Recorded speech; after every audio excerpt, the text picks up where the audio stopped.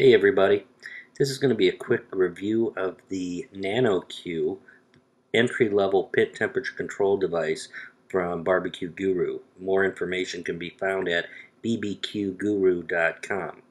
The package that I purchased came with the items that you see here: the NanoQ controller, the pit temperature probe, the draft inducer and deflector plate, and the Pit Viper 10 CFM fan, as well as the power supply and a nice little bag to hold the controller in, as well as the high temperature foil tape.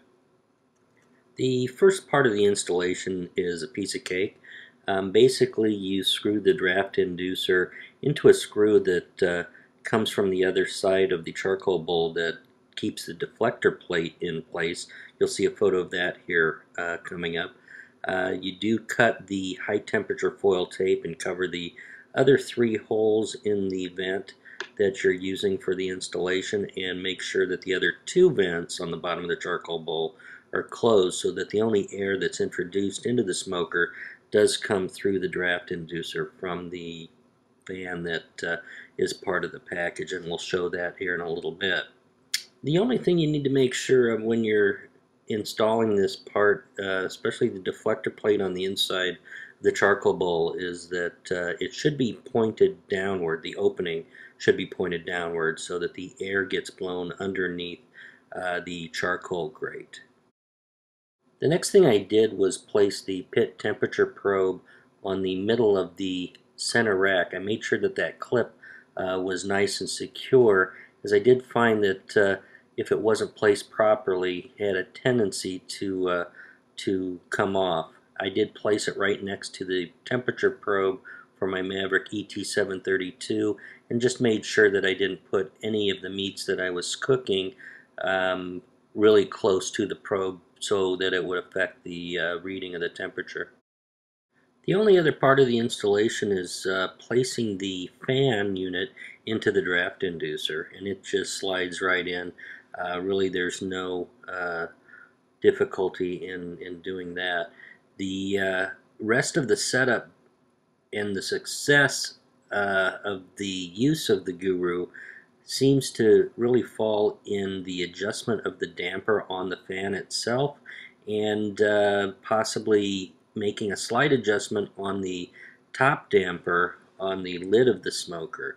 I did find that if I closed it to about 75 to 80%, I had much better success in controlling the temperatures and really minimizing the temperature swings.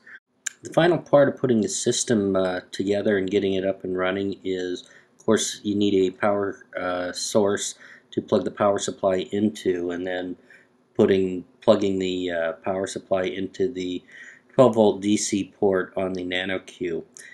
Then you're also going to be plugging the fan cord into the blower port on the NanoQ, and then the pit temperature probe into the pit port on the NanoQ, and you are ready to go.